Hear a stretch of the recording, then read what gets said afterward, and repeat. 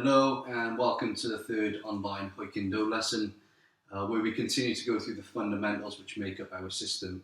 Today we're going to start to look at our kicking technique, some exercises to build development of balance and also our power through the technique of kicking. We're also going to look at things like arm techniques, arm strikes and elbow strikes. Okay, but to start with, we're just going to go through a short flow just to start to mobilize the hips, the shoulders, and really sort of get the body into a ready state ahead of the work that we're about to put in. Okay, stand in a nice upright position. We're going to raise the arms up, stretching up through the fingers, keeping them nice and spread. Really trying to stretch up through this rib cage and the intercostal muscles. And then we're going to fold down onto ourselves and just placing the palms flat on the floor.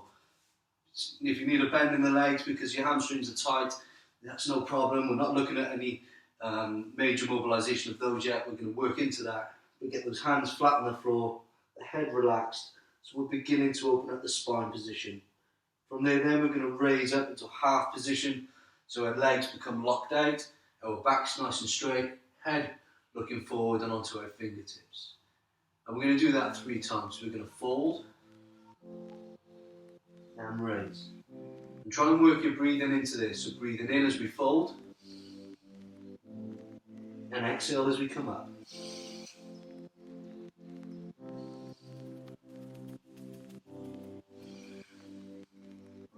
Good. Bringing the arms back up. Get a nice stretch. Really try to elongate the spine. Stretching up through the shoulders, the arms, right the way through to the fingertips. And then we're going to fold down once more. Back into this forward fold, half up, and down.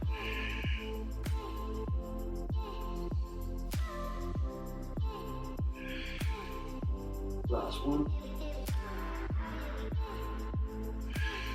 And then we're going to take a walk forward on our mats, or whatever surface you're working on, into a high plank position. Then we're going to raise the left leg up in line with the left hand. We're going to reach the left hand straight in front of us, keeping the back leg loaded, making a circular motion over our backs, a few clicks going there, and opening up those hips and the spine area. We're going to reach into that 3 times. Again, trying to use your breathing as we open up this space in the back and the hips. Breathing in. And breathing out once you're in there.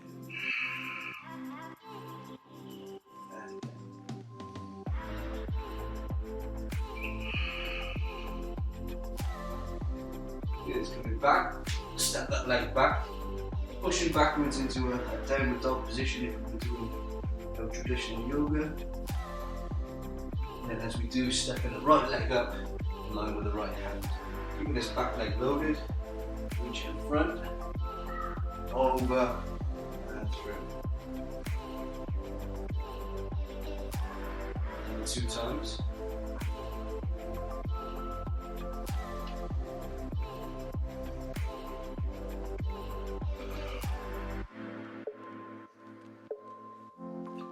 Good. Stepping the foot back, pushing back into that downward dog. Pushing up off the toes and into your high plank again. This time we're going to push back with the knees, keeping them off the ground, but stretching up through those shoulders, so really pushing through these hands. We're then going to extend the legs and rotate over into that high plank position. And once again, pushing back, knees are off the floor, pushing the legs up, over and through. You should begin to feel the stretch coming up through the spine, through the shoulders, through the legs, the hips. 2 more repetitions.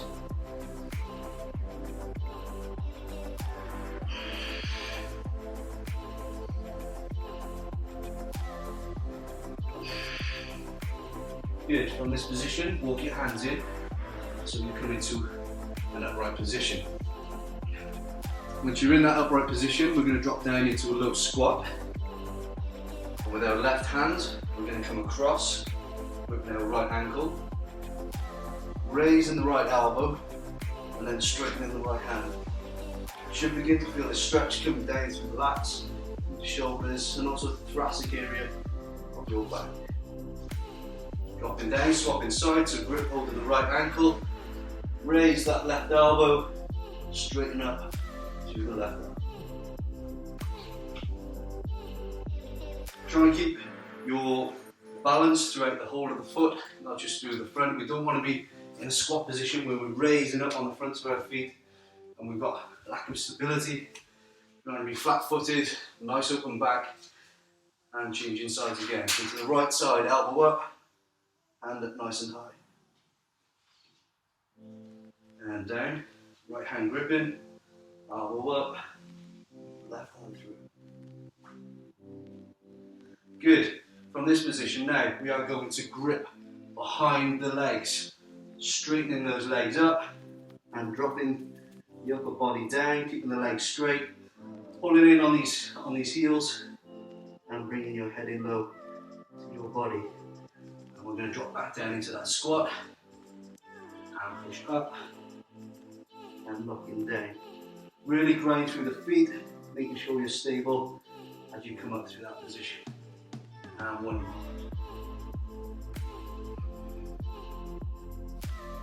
Good. Next, widen that stance a little. We're going to drop down, have a weight, go down onto the ball of the foot and onto the heel. Use your hands for stability if you need it. Looking to open up through the hamstrings. I'm just going to shift positions a couple of times each side. Really try and open this stretch as you go further into it. As we come back over to the left side, we're going to pick our left arm up, we're going to lock our elbow into our knee, we're going to reach out in front of us, so I'm beginning to open up this hip flexor area, and once I'm locked in here and I'm grinding with the left hand, I raise that right elbow, and I begin to get that stretch. Same the other side, transition right, elbow into knee, locking in front, pushing up, and straight through. And one more each side. Obviously, as you go through this recording, you can do these as many times as you want, making sure that you're feeling ready ahead of going into the work that we're about to put in. From that position, just walk it up and shake it off. Okay, for the second part of warming up the body ahead of the work we're about to put in, we're looking at really building, one, our mobility in kicks, but also building on our balance. And so for this exercise, you may want to use a chair or you can use a wall just to help assist you. But really try and do the exercises without a handling aid if you can. Okay, all we want to do is we're going to look through 3 holds of a leg position, using our breath work to really break into the stretch, and then we're going to transition through and then go to the other side. So what we're going to do is 3 holds. One is going to be to the front of the body, so we're going to use just a grip across our shin, really grinding and contracting through the standing leg, and holding that in for 3 breaths. All of the breaths are going to be in through your nose and out through your nose, okay, using nasal breathing. A lesson that we'll go on to at a later date. Our second position is going to be to a chambered side position, so it could be ready for a side kick. Okay, again, holding this for 3 breaths, really contracting the hold. Okay, and then the third one is going to be gripping the foot, and it's going to be a high chamber. So we're going to bring it into this position, and then we're going to hold for 3 breaths, release, and then carry out the work on the other side. Okay, so hopefully we've got some room. Get a chair or hold onto a wall if you need be, but really try and contract through these legs, build your balance. These are sort of good exercises that you can carry out every day, just for a couple of minutes, that will really help your kicking technique as you develop. Okay, so readying ourselves for the first position, raising the leg to the front, gripping with the shin, pulling it in, contract through this standing leg. So we don't want any micro bends in the knees or anything, we want it fully contracted, fully locked out. We're going to breathe in through the nose and out through the nose. In through the nose and out through the nose. In through the nose, and out through the nose. Good, your second position, into your side chamber. Again, pulling, fully contracting, using these hips to stabilize the movement, and breathing in, and out, and in, and out, and in, and out. Good, placing that down, shake them off. Your next position now, knee up. This time we're gripping the foot, and we're going to go for a high chamber as if we're going to throw a roundhouse kick or throw it into a high side kick. Locking out the standing leg, and breathing in, and out, and in, and out, and in, and out, and dropping down. Good. Let's shake those off, change your sides, and we go straight into the other side, okay? So I'm only going to do through this, through one repetition of each side on this training video, but obviously you've got the ability to stop and pause and continue as many reps as you feel necessary. You really want to be concentrating on your stretching, your mobility. So mobility as well as flexibility in your kicking. You should be looking to sort of work on this at least every other day, if not every day, if you really want to get a high standard of kicking, okay? So, opposite side, taking a breath in, raising this knee, locking out, positive contact throughout the standing leg, and breathing in, and out, and in, and out, and in, and out. So the side position, okay, so side chamber, pulling in off that shin, stabilize, and breathe in, and out. Breathe in, and out, and in, and out. Good, shake that off. Raising the leg up, this time gripping the foot into your high chamber, find your position, ground out through the leg, contract, and breathe in, and out, breathe in, and out, and in, and out, and placing them down. Give those a shake off. Hopefully you're starting to feel your legs working there. If they're anything like me, they're probably not feeling like they're a part of your body right now. Okay, and now the third part of our kicking development warm-up. Again, using an aid if you need it for your balance. You probably do need it on this one, as we really want to learn how to drive our legs up into a high contracted position in order to get the most out of our kicks. The more we learn to hold these positions in a static place, the better we're going to be when we throw them in combat or in a sparring situation, okay? So again, we're going to work on the two ranges that we just did, the front position and also the side chamber position. And all we're going to do is we're going to raise this leg up. Now it helps if you can see yourself in a mirror or if you can record yourself doing this. And what we really want to do is look to hold this position, get that contraction, look at where your knee is in alignment with your body. We want to maintain that height as we start to throw out 10 kicks. What we don't want to see is as we're throwing these kicks that our range starts dropping because we're getting fatigued. If we find that, then drop your repetitions and continue. So say you want to get 5 reps out, 5 good ones, then we'd much rather see that. So you continue to work 5 good reps rather than 10 bad reps. Okay, so build your sets up. Again, through practice, you will increase in your rep range. So first position, as you just saw, is going to be our front kick position. Holding onto the chair, contract through the standing leg, holding that knee up. We're really looking to drive up with a slight pause on the end of the kick.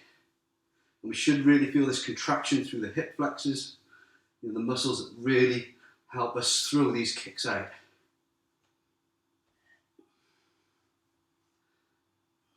Good, bring that back in and shake it off. Next position, we're going to put the side chamber in, okay? So again, we're going to throw these kicks out, drawing up and out, and up, out, and up.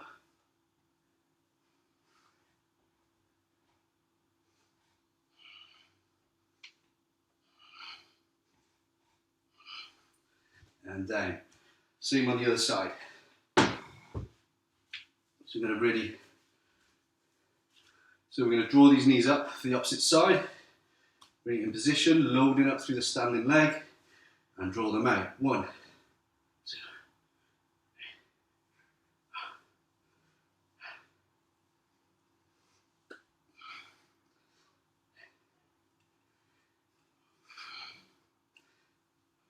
3. Good. Shaking that off. These legs are still feeling stiff from the other day. Okay, side training. Let's bring it up, load that out, and really push.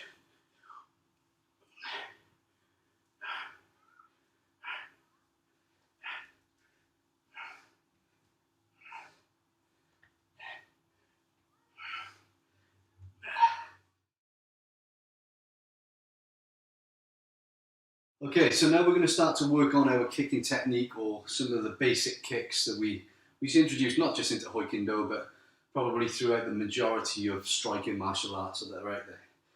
The 3 kicks we're going to mainly work on are going to be the front kick, the side kick, and a roundhouse kick, or a front roundhouse kick as it may be called in other ways. Okay, so the front kick, this is very much an introduction to stopping kicks. It's where we maybe see an opening in someone advancing upon us, so we can use it in very much in a defensive manner, or we can use it as a range finder in some ways. Okay, now the front kick typically, in Hoi Kuen Do we tend to work off the front leg a lot, but we can see the front kick kicked off the back leg as well, depending on the range in which we're fighting. Now the fundamentals of bringing in the front kick are making sure the knee is raised nice and high. Hence why we were doing these little drills earlier on, trying to teach you to use these muscles and wake them up in order for these type of kicks. Now the front kick, also called the thrust kick at times, is where we raise this knee, we pull the toes back, and we thrust out in front of us. It can be used as a short range kick, kicking generally waist height. We could use it as a lower kick, kicking in towards the knee area, or in certain circumstances, or very rare, we would use the kick to come up as a front kick coming underneath the chin, which we've seen used effectively in some mixed martial art fights. For instance, people like Leo Machida and Anderson Silva. Okay, but what we're going to look to do at the moment is work the thrust kick with the knee up and kicking at waist height. So coming through and kicking, and using both legs in order to do that. Okay, so from a front position, I'll be raising my knee and kicking through. Yeah, so try your different ranges. That's throwing up. Try and keep in an on guard position, and try and keep, as we were talking in the last lesson, about keeping these hips nice and relaxed, because we've really got to draw all of this energy from the ground rather than just look to use the legs. They're such a heavy part of the body.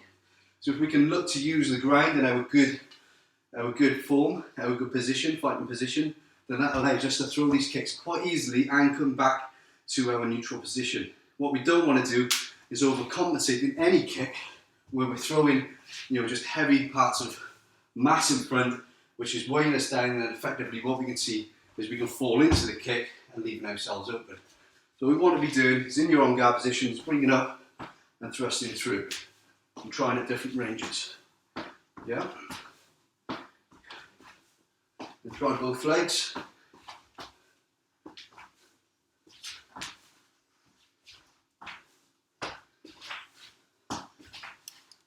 Okay, so really engage this knee as you come up before you thrust out.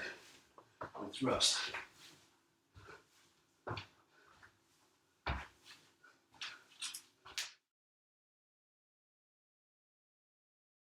Okay, so the second kick that we're going to look at in the fundamental sort of range of kicks that we use is the side kick. It's probably my favourite kick to use.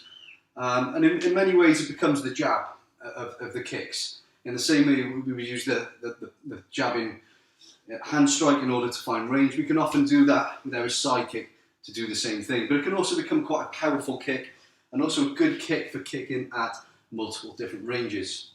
There's many variations of this throughout the different martial arts, and none of them are wrong. It's all down to really your preference. But again, with Hoi Kuen Do, we really concentrate on trying to break down the gap, or bridging the gap between us and the opponent. So we try to keep these sort of movements minimal, and kicking off the front leg as a means of reducing our range. Okay, because we're not necessarily what we call a long range or a medium range system, but we really look to build upon the close range fighting, as you'll see in a bit when we start to incorporate elbows with our strikes. Okay, so some of the fundamentals again with the side kick, again being in a good position, soft hips, but again really drawing this energy up off the ground by being able to push off this back leg. You see my back leg is raised, okay, it's not flat. I keep talking about this where if my feet are flat, my engine's not running, okay? By turning that heel up, it engages the muscles. I'm already in first gear, I'm ready to go in the event that I need to move, okay? So some of the first things we're going to do with the side kick, again this is very basic, but it's always good to revisit these fundamentals. As we push off the back leg, it steps in towards the front leg, that brings the front leg up, knee is nice and high, and that chambers. Again, that exercise we were doing earlier to build balance, it really chambers up. That allows the leg to come out and kick through, okay?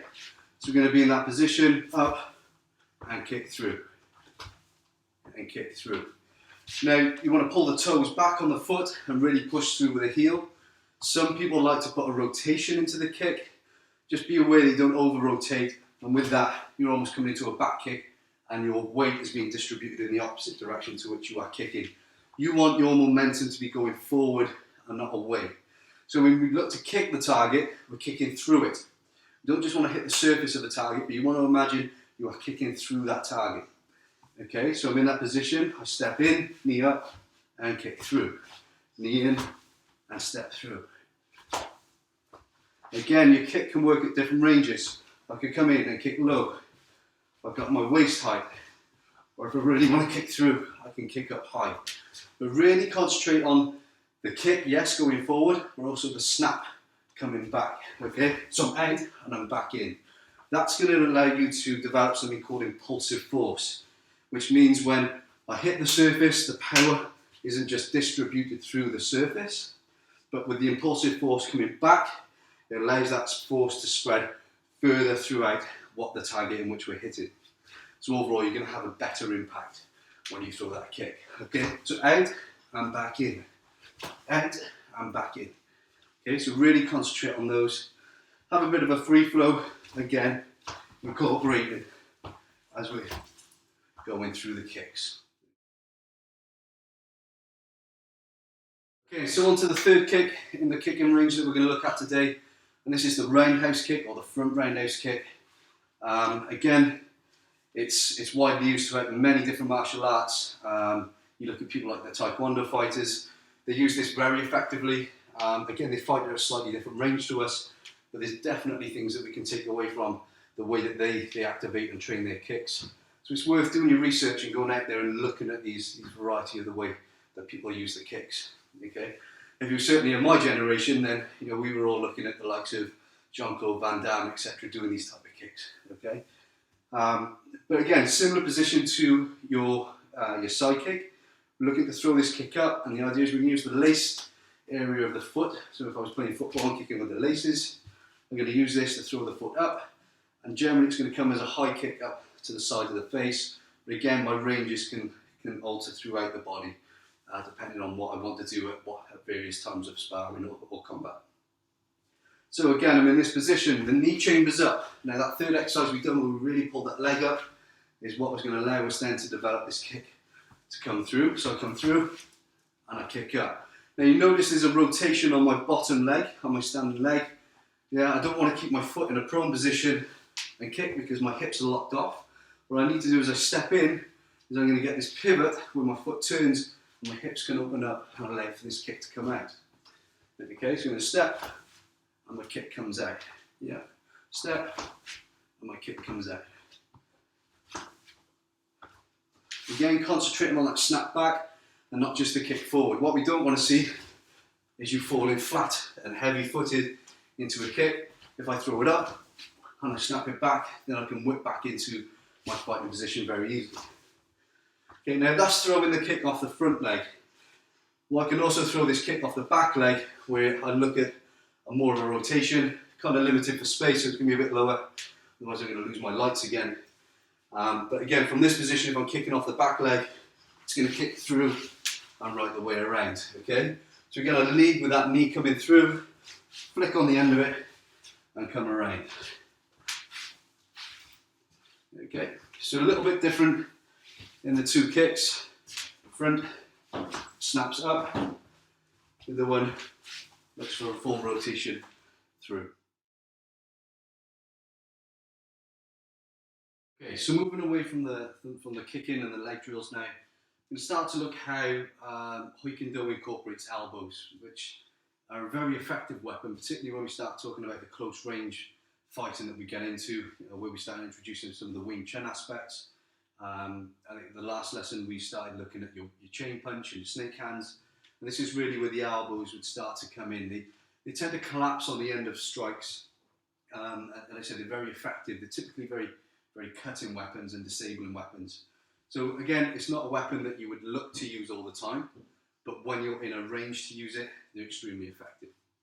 Okay, so one of the main areas or main strikes that we use is something called the arm smash, and it's basically coming in off my own guard position where the shoulder rotates and the elbow comes in to strike, and that would typically come into the edge of the face, the forehead, these sort of areas, and coming off there. Now, one of the major mistakes I see thrown with elbows is over rotation.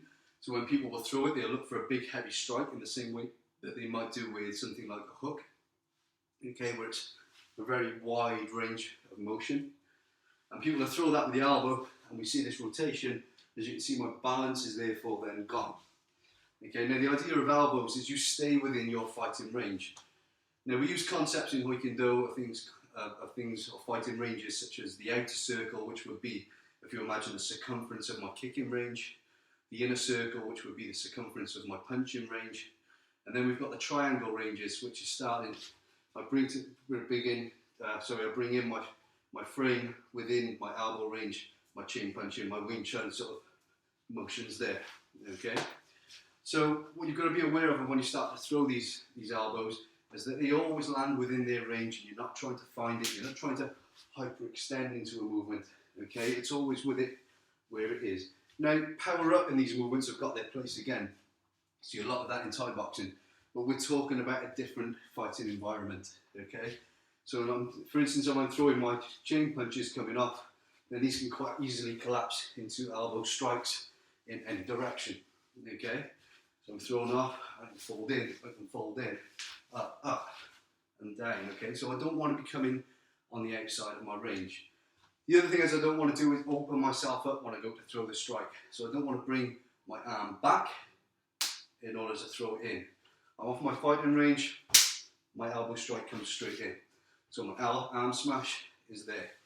Again, using my hips and rotation of my feet in order for me to find my range of striking, yeah?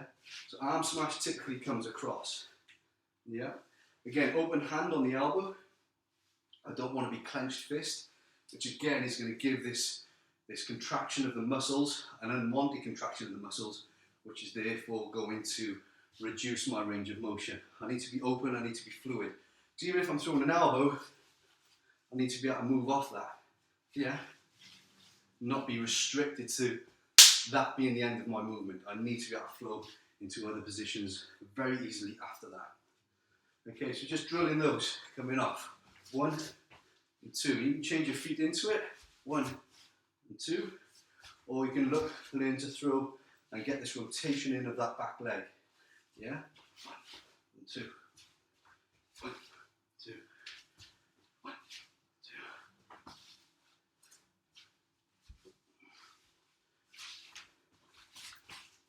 Okay, so there's a couple of angles on this arm smash that we need to look at as well. So we've got our straight, and we've also got down, okay? Now we quite often run this as a pad drill, but again, it's looking to be contained in where you are with your movement, okay? Not overthrowing movements where, again, I'm exposing myself, okay? So be 1, 2, 3, and 4. 1, 2, 3, and 4. 1, 2, 3.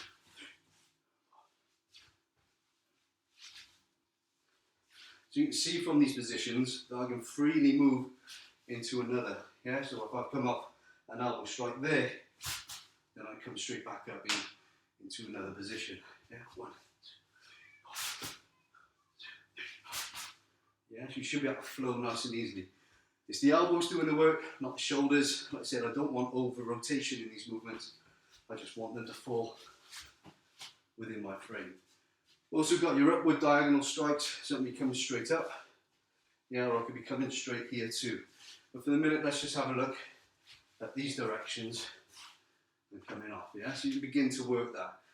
You can also start to work in your legs with this. You can start to put in your low kicks, your strikes, all the different types of techniques that we've built up over the last 3 lessons. You can start to sort of put these together and get an understanding of movement and different positions in which you put your body. Okay, so I'll leave you that. I will just go through a quick flow drill. We will bow out, and then hopefully you've walked away with some value, with some ideas to play with to continue your practice whilst we're outside of the gym. Okay.